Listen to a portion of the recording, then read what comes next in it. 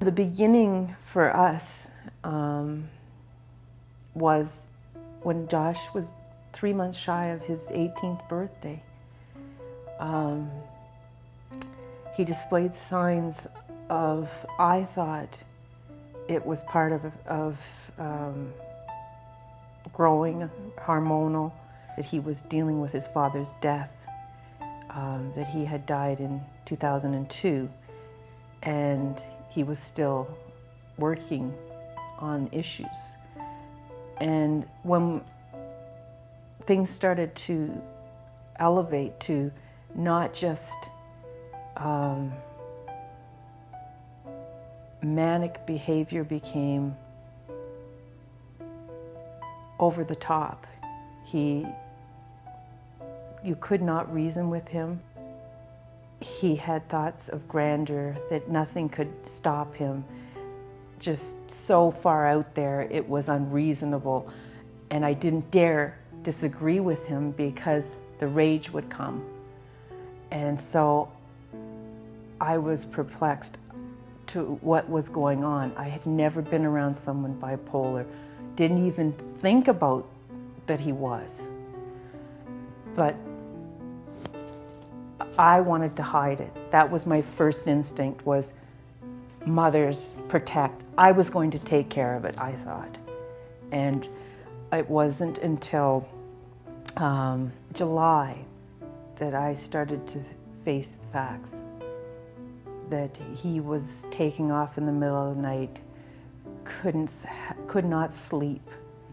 And then I finally, when the police woke me up in the middle of the night, towards the end of July, when he had phoned them and asked to do a drug bust with them, that he was from the States, that he was undercover, that I realized they said, you know, they were really God sent, because they said, either you take him in or we'll take him in. That's your choice. There's something mentally wrong with your son. And I had to face the fact that there was. So we took him to the hospital. He was in there for a month. So they worked on him with antipsychotic drugs and stabilized him. Took close to 2.5, 3 weeks with the lithium when he started to come back again. He came home in October and was relatively stable, but not happy. He was pretty sedated, and he wasn't bound. He didn't have the same Josh, and he maintained from the time he got out of the hospital. He was on lithium from 18 till he was 20, and he never really was himself that whole time. He struggled. He would maintain that there was tightness in his chest, that he felt poorly. You know, his health, he didn't feel strong and vibrant, and that he did in the past before the bipolar had surfaced. So we'd always go back to that. Well, we need to be on this. This is the only thing that will work. You know, it takes a while for the body to adjust to it. You will adjust. And it didn't happen. It was a constant battle to keep him on the lithium, because he did not like the feeling when he was on it. Finally, in 2007, he decided, without my knowledge, that he was going off of the lithium because of a book he had read. I finally noticed, after there was always a stockpile of the lithium, because I always wanted to make sure there was enough, and I realized it was not being used up. And I confronted Josh, and he told me he wasn't taking it, he's not bipolar, and that's the way it's going to be. He was blinded by the mania and the denial that he did not have this. So from from January of 07, he's 20 now, till September 1st, that window, he went through hell. We all went through hell.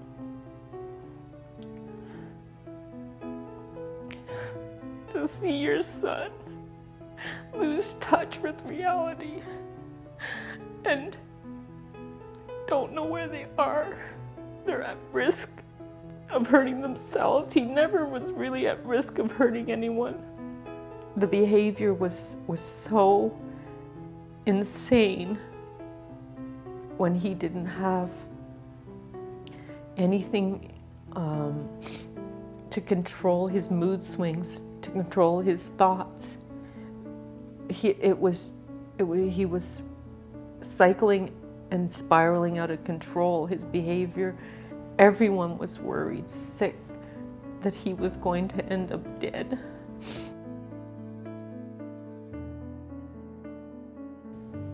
When he was 18, I did hear about True Hope from two people, from my mother and from Greg, my partner. And I dismissed it because I thought, oh, here we go, another supplement. You know, you hear of a million of them. And I just didn't pay attention to it. So it was when Josh and I were invited to go to, our doctor was good friends with a psychiatrist from the Mayo Clinic in New York and Mount Sinai, and he had moved back to Calgary, and she was friends with him. Her husband's a psychiatrist, Josh's doctor, and so we went to see him twice, or at least twice, 2 occasions, maybe 3, and he was the one that had brought it up, and he said, well, look it up. He said, a lot of people that I know, and this is a psychiatrist, a very reputable psychiatrist. He said, this isn't science, you know, this isn't a prescription drug, but I know a lot of people that have, and his patients, that have tried it, and it has done wonders for them. So I ordered it, I phoned them up January, and they said it would take about a week or less. And so it came, and right away, I opened that box like it was Christmas Day. And I thought, I'm scared, I'm so scared, but I'm gonna listen, I got it. This is something I have to take a chance for his life, to make, just to see. I had to find out. It was probably 5 weeks. This meant so much to me. He came, I don't know where exactly we were in the house, and he started whistling. And I had to stop, and I thought, who is that? And it was Josh whistling, and I hadn't heard him whistle years, since 17, and his dad, you know, he was a whistler. I mean, Josh is the clone of his dad. To hear him whistle was like heaven. It was like bliss.